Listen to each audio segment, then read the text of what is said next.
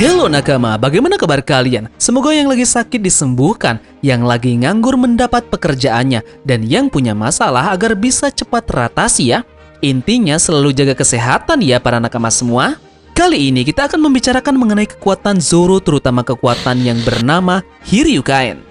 Tamagon akan mencoba menganalisa dari mana sumber kekuatan besar yang dikeluarkan Zoro pada chapter kemarin dan apa potensi yang bisa kita ambil selanjutnya dari kekuatan Roronoa Zoro ini pasca dia mengeluarkan Hiryukain. Apakah Hiryukain ini menggunakan Ryuo atau menggunakan semacam aura iblis yang dikeluarkan oleh Roronoa Zoro yang diselimuti oleh pedang Enma? Menarik bukan untuk membahas ini semua, jadi kita akan kupas habis semuanya dalam video ini. Namun sebelum itu, buah kedong-dong di rumah Pak Mamat. Subscribe dong agar Mimin makin semangat. Dan jangan lupa tinggalkan like-nya jika kalian suka dengan pembahasan ini ya. Tanpa banyak basa-basi lagi, langsung saja tarik jangkar dan mari kita berlayar.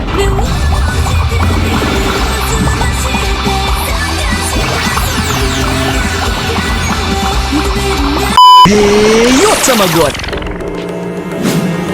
Enma, yaps, pedang yang satu ini tidak habis seru-serunya untuk dibahas. Pedang sepeninggalan Kosugi Oden ini punya daya tarik yang luar biasa dalam kemunculannya.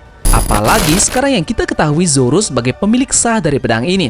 Ini makin menambah asik buat kita membahas hal apa saja yang Zoro bisa lakukan dengan pedang ini. Salah satu hal yang paling unik adalah saat Zoro mengeluarkan satu serangan terbarunya untuk melukai Kaido. Hiryukain adalah salah satu teknik yang Zoro keluarkan untuk pertama kalinya menggunakan Enma. Dalam menggunakan teknik barunya ini, dia menggunakan teknik gaya satu pedang.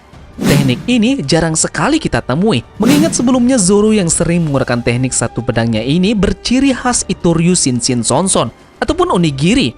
Biasanya dia menggunakan teknik ini dengan pedang Wado Ichimonji-nya. Kali ini Hiryukain adalah teknik terbaru Zoro menggunakan pedang terbarunya yaitu Enma. Nah, saat Zoro menggunakan teknik ini pertama kali, Kaido bisa nyaris tewas dalam insiden ini. Andai Zoro tidak meleset saat menggunakan teknik ini kepada Kaido. Teknik yang digunakan ini meleset dan menyebabkan tengkorak besar yang berada di Pulau Onigashima ini tanduknya pun dibuat patah. Ini dikarenakan oleh gelombang angin yang Zoro ciptakan saat melakukan tebasan menggunakan Enma. Nah, di chapter 1002, ketika Zoro sedang mempersiapkan Hiryukain-nya, kita melihat sesuatu berkumpul di sekitar pedangnya. Sepertinya belum ada penjelasan langsung dari Oda Sensei tentang aura apa yang kita lihat terbentuk di sekitar pedang dari Zoro. Jadi, kali ini kita akan mencoba melakukan analisis tentang apa aura misterius itu. Analisa Tamagon yang buat ini terbentuk berdasarkan apa yang telah ditunjukkan di manganya selama ini. Jadi, kita akan mulai saja dari yang pertama. Pertama, kemungkinan aura yang berkumpul di sekitar pedangnya itu adalah aura api. Tamagon pikir sangat tidak mungkin Hiryukain terlihat seperti diselimuti oleh api. Tapi itu bisa jadi seperti aura api yang menjadi pedang itu seperti terbakar. Nah, berikut ini adalah beberapa contoh yang Oda Sensei buat di mana teknik pedang dari seseorang seperti diselimuti oleh api yang berkobar.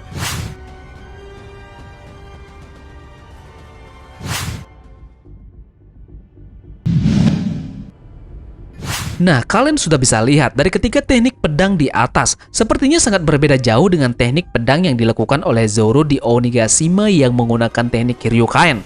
Walaupun dari ketiga contoh yang Tamagon perlihatkan tadi, ada beberapa jenis yang sepertinya memiliki aura hampir mirip dengan Hiryukain.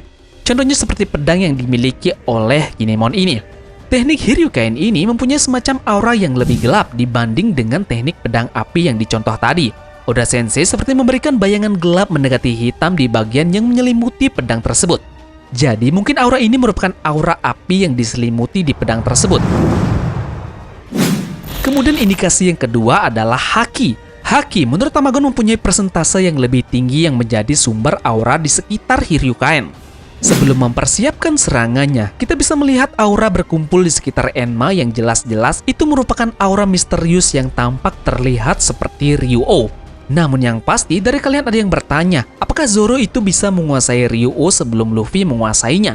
Pertanyaan itu tersumber terlihat dari chapter 1001 yang kita mendengar kata-kata dari Zoro yang pada saat itu Zoro menanyakan ke Luffy, apakah haki itu yang diajarkan oleh kakek di penjara Udon? Nah, dari pertanyaan tersebut, kita akan bisa menangkap bahwa Zoro ini tidak tahu menahu tentang kekuatan dari Ryuo. Alhasil, kita menyimpulkan sendiri bahwa Zoro ini belum bisa menguasai jenis haki khas dari Wano ini. Namun, dari Tamagon secara pribadi merasakan Zoro sepertinya sudah menguasai Ryou ini sudah lama. Ini artinya, sebelum dia menginjak ke Wano ini, Zoro sudah menguasai Ryou ini dari awal. Yang jadi pertanyaannya, di manakah Zoro menguasai teknik Ryou ini? Lalu, siapa yang mengajarinya? Jawaban yang paling tepat mungkin adalah Mihawk yang mengajarkan Zoro Ryou ini. Sebelum time skip, tepatnya pada saat pelatihan 2 tahun yang lalu, Zoro dipentalkan Kuma di Pulau Kuraigana. Di sana, Zoro bertemu dengan Mihawk dan Zoro ingin dilatih secara langsung oleh Mihawk. Nah, pada saat ini mungkin Zoro sudah dilatih teknik Ryou ini oleh Mihawk langsung. Namun dalam pelatihannya tersebut, Mihawk tidak secara gamblang menjelaskan haki ini berasal dari negeri Wano. Mungkin pada saat latihan itu Mihawk mengajarkan Ryou ini tanpa memberitahu Zoro bahwa haki jenis ini merupakan haki khas dari negeri Wano yang dimiliki oleh para samurai di sana. Mihawk mungkin tidak perlu kita ragukan lagi mengenai dia yang harusnya juga menguasai teknik Ryou ini. Secara dia adalah pendekar pedang terkuat di dunia untuk saat ini. Mungkin clue terjelas dari Zoro yang sudah menguasai teknik Ryou ini dari dulu adalah pada saat dia menebas tebing yang waktu ini ingin mencoba kehebatan pedang Enma. Di sini terlihat jelas bahwa Enma seakan menyerap haki yang dimiliki oleh Roronoa Zoro sebelum kejadian tersebut. Nah, penyerapan haki yang dilakukan oleh Enma ini sepertinya memang menyerap haki Ryou milik Zoro. Sehingga memang tidak terlalu heran Zoro dengan sekali tebas langsung bisa menebas tebing yang sangat besar tersebut. Nah, yang kita ketahui bersama bahwa spesialisasi khusus dari pedang Enma ini adalah memaksa pemiliknya untuk melepaskan Ryou dalam jumlah yang berlebih. Mengingat apa yang kita ketahui tentang kemampuan Enma, aura misterius yang terbentuk dalam jumlah besar di sekitar Enma sebelum serangan kuat mungkin adalah Ryou. Pelepasan Ryou dalam jumlah besar adalah cara Enma untuk menghasilkan tebasan besar. Ini sangat sejalan bukan dengan hancurnya tebing yang Zoro lakukan dengan sekali tebas menggunakan pedang Enma. Nah, sejalan juga dengan kejadian itu, kita bisa samakan dengan kejadian yang terjadi pada chapter 1002, di mana pada saat itu Hiryukain juga menghasilkan tebasan yang sangat besar. Jadi jarak yang berlebihan mungkin dihasilkan oleh pelepasan dari Ryou.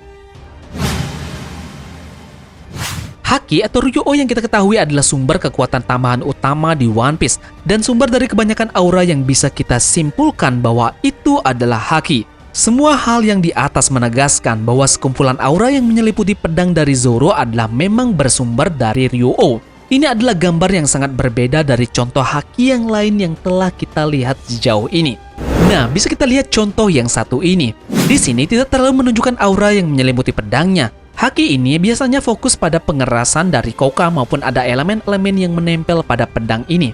Begitu juga terlihat ketika haki meluap di senjata Shirohige dan juga Roger selama bentrokan mereka. Ada elemen yang sama terlihat juga pada gambar pedang dari Zoro yang diselimuti haki biasa di awal tadi.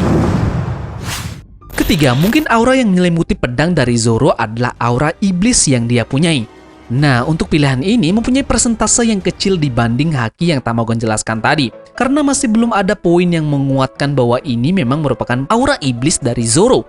Kita memang mengetahui selama ini bahwa Zoro mempunyai aura iblis pada saat dia mengeluarkan jurus terakhirnya melawan Kaku di Enies Lobby. Asura Ichibugin ia keluarkan dan itu merupakan aura iblis dari Roronoa Zoro. Hal ini belum bisa dibuktikan secara detail karena mungkin jika aura ini memang aura iblis, mungkin akan ada clue kedepannya dari Oda Sensei mengenai aura iblis ini. Bisa saja nanti aura iblis ini akan keluar dan dapat diperjelas lagi oleh Oda di Onigashima maupun di arc-arc yang akan datang. Jadi, untuk poin aura iblis ini jika memang Zoro miliki, mungkin lumayan untuk bisa menjadi power up selanjutnya dari Zoro. Jadi, kita lihat saja nanti di chapter mendatang, oke? Berdasarkan semua hal yang sudah Tamagon jelaskan tadi, Tamagon pikir aura yang terlihat di sekitar Enma milik Zoro adalah api yang telah dijiwai oleh Ryou yang meluap karena terlihat warna yang hampir hitam. Jika kita lihat lebih dekat, bisa jadi bentuk nyala api ini menyerupai bentuk api yang dihasilkan oleh gaya Kinemon Foxfire. Pelepasan dari api yang diselimuti Ryou ini ditambah dengan kekuatan fisik dari Zoro dan gaya satu pedangnya yang memang fokus di satu titik, menyebabkan kekuatan yang sangat dahsyat yang dilepaskan oleh pedang ini. Dan memang tidak heran kekuatan ini bisa menebas tanduk tengkorak besar di Onigashima. Oke, jadi sekian saja analisis Tamagon mengenai teknik Ryukain terbaru dari Roronoa Zoro ini. Kita akan analisa lagi teknik-teknik dari karakter lain yang mungkin bisa kita kupas secara detail nanti. Jadi, pastikan kalian bunyikan lonceng notifikasinya, oke? Terima kasih sudah menonton video ini.